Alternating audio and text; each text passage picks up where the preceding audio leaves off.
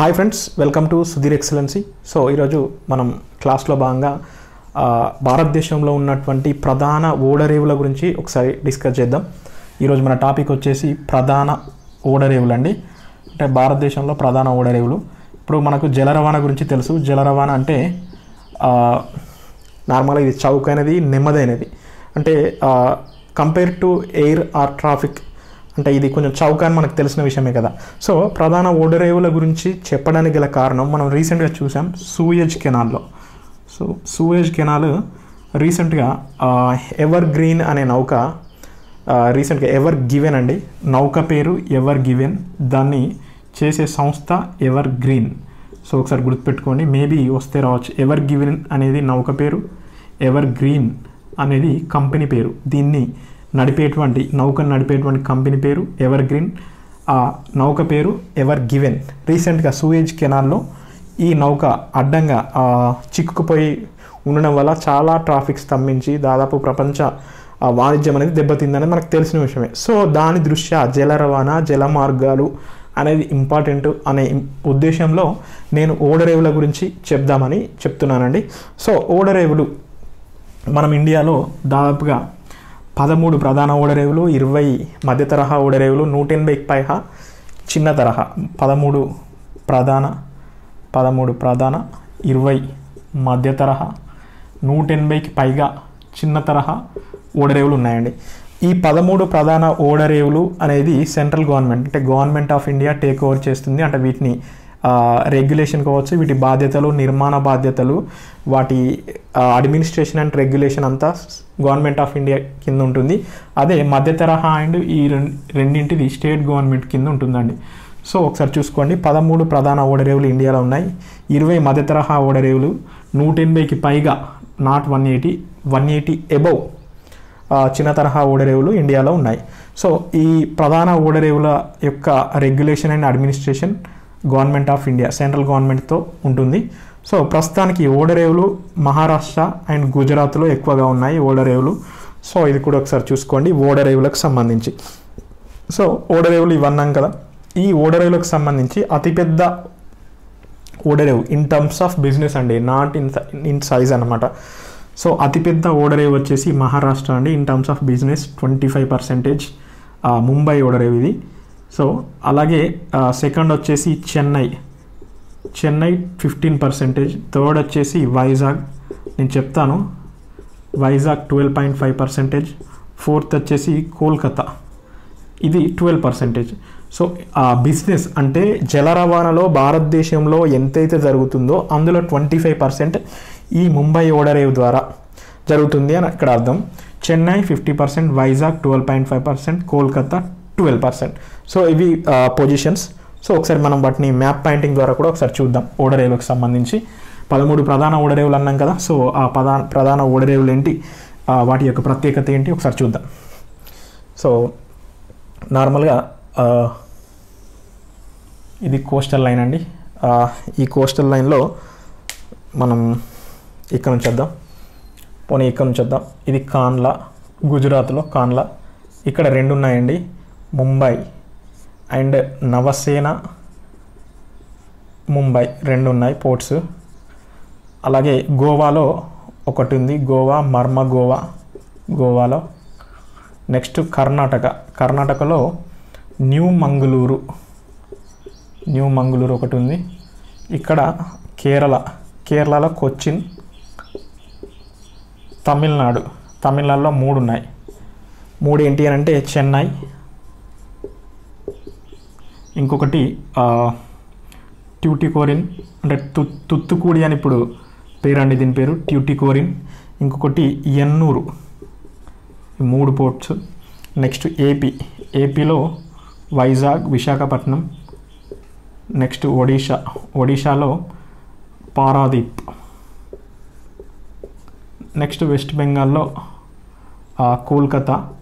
So ఈ కోల్కతా ఓడరేపు దీని ప్రత్యేకత చూడండి. కోల్కతాకు రీసెంట్గా శ్యామ్ ప్రసాద్ ముఖర్జీ అని దీనికి పేరు మార్చడం జరిగింది. సో పేరు మార్చాలంటే ఎవరండి, నేను అంతకుముందే చెప్పాను, ఇందాకే మనం క్లాస్లో స్టార్టింగ్లో డిస్కస్ చేసాం. ప్రధాన ఓడరేవుల అడ్మినిస్ట్రేషన్ అండ్ రెగ్యులేషన్ ఎవరిపైన ఉంటుంది, సెంట్రల్ గవర్నమెంట్ ఉంటుంది కాబట్టి. సో దీని యొక్క పేరు రీసెంట్గా భారత ప్రభుత్వం రీసెంట్గా శ్యామ్ ప్రసాద్ ముఖర్జీ ఎయిర్పోర్ట్ అని దీని పేరు మార్చడం జరిగింది. సో అది కూడా ఒకసారి గుర్తుపెట్టుకోండి, ఇంపార్టెంట్ ఇది. సో కోల్కతా దీంట్లో ప్రతి ఒక్క దాని గురించి ఒక్కొక్క ఇంపార్టెన్స్ ఉందండి. సో ఈ ముంబై అతిపెద్ద, మనం చెప్పాం కదా, దాదాపు 25% అంటే దేశంలో 1/4 బిజినెస్ అంతా ఈ ముంబై ఎయిర్పోర్ట్ నుంచే. ఈ నవసేన అనేది జవహర్లాల్ నెహ్రూ పోర్ట్ అని ఉంటుంది దీనికి పేరు. సో ఇది భారతదేశంలో అత్యాధునిక ఓడరేవు అండి, అత్యాధునిక ఓడరేవు నవసేన ఓడరేవు. ఈ కాన్లేకు ఒక్కొక్క దానికి ఒక్కొక్క ప్రత్యేకత ఉందండి. చూడండి, నవసేన పోర్ట్ అనేది భారతదేశంలో అత్యాధునిక ఓడరేవు, అత్యాధునిక పోర్ట్ ఇండియాలో ఏంటి అంటే ఫుల్లీ మోడర్నైజ్డ్ పోర్ట్ అన్నమాట. ఇది నవసేన పోర్టు, దీనికి జవహర్లాల్ నెహ్రూ అని పేరు పెట్టారు. ఇది అత్యాధునిక పోర్టు. ముంబై భారతదేశంలో అతిపెద్ద పోర్టు, 1/4 25% ఇండియాలో వాణిజ్యంలో ఇందులో నుండే జరుగుతుంది. కాన్లా ఇది ఫ్రీ ట్రేడ్ పోర్ట్ అండి, అంటే ఫ్రీ ట్రేడ్ ఉందన్నమాట ఇక్కడ. సో ఈ కాన్లా పోర్టుకి దీని యొక్క ప్రత్యేకత. అలాగే మర్మగోవా, ఈ మర్మగోవాలో అత్యధిక ముడి ఇనుప ఖనిజం ఈ మర్మగోవా నుంచే ఏమంటారు ఎగుమతి జరుగుతుందన్నమాట. మర్మగోవా నుంచి అత్యధిక ముడి ఇనుప ఖనిజం దీని నుంచి అవుతుంది. న్యూ మంగళూరు అంటే ఇప్పుడు నార్మల్గా కుద్రేముఖ్ గని ఉంటుందండి కర్ణాటకలో. ఈ కుద్రేముఖ్ గనుల నుండి వచ్చినటువంటి ముని ఇనుప ఖనిజం ఈ న్యూ మంగళూరు ద్వారా, ఇవన్నీ ప్రత్యేకతలు అండి. ఇప్పుడు మనకు కాన్లా, నవసేన, ముంబై, మర్మగోవా, న్యూ మంగళూరు, కొచ్చిన్, ఎన్నూరు, ట్యుటికోరన్, చెన్నై, వైజాగ్, పారాదీప్, కోల్కతా, ఇవన్నీ నేమ్స్. బట్ ఒక్కొక్క దానికి ఒక్కొక్క ప్రత్యేకత ఉందండి. సో అది చెప్తున్నాను. కాన్లా అనేది ఫ్రీ ట్రేడ్ పోర్టు, నవసేన అత్యాధునిక పోర్టు, ముంబై అతిపెద్ద పోర్టు, ఇక్కడనే 25% బిజినెస్ జరుగుతుంది. మర్మగోవా ముడి ఇనుప ఖనిజం, అత్యధిక ముడి ఇనుప ఖనిజం ఎగుమతి చేసే పోర్టు మర్మగోవా. కుద్రేమిక్ గనుల నుంచి వచ్చినటువంటి ముడి ఇనుప ఖనిజం న్యూ మంగళూరు ద్వారా ఎగుమతి చేస్తారు. కొచ్చిన్ అరేబియా రాణి, క్వీన్, ఏడ్రియాటిక్ క్వీన్ అంటారు దీన్ని, అరేబియా రాణి అని కొచ్చిన్ అంటారు. సో ఇది దీని ప్రత్యేకత. చెన్నై ఇది భారతదేశంలో కృత్రిమ ఓడరేవు అండి, కృత్రిమ ఓడరేవు, ఆర్టిఫిషియల్ పోర్ట్ ఇది. సో దీన్ని గుర్తుపెట్టుకోండి. ట్యూటికోరిన్ ఇది పాండ్యులు చోళల కాలంలో ముత్యాల అన్వేషణకు, అప్పటి నుంచే అంటే తుత్తుకుడి అనే పోర్టు అంటే ఆల్మోస్ట్ ఆల్ పాండ్యులు చోళల కాలం నుండే దీన్ని వినియోగిస్తున్నారన్నమాట. సో ఇది అప్పటి నుంచి ముత్యాల అన్వేషణకు ఉపయోగపడుతుంది. ఇది ముత్యాల అన్వేషణకు. ఎన్నూరు వచ్చేసి ఇండియాలో ఫస్ట్ ప్రైవేట్ పోర్ట్, లేకపోతే ఇది అన్నమాట ఎన్నూరు.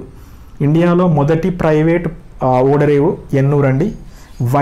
వైజాగ్ వచ్చేసి సహజ ఓడరేవు, భారతదేశంలో కంప్లీట్ సహజ ఓడరేవు. ఇది ట్రేడ్ పరంగా చూస్తే 3rd పొజిషన్లో. సెకండ్ ఏంటంటే చెన్నై, ఎంత 15%గా 3rd పొజిషన్ ఇది.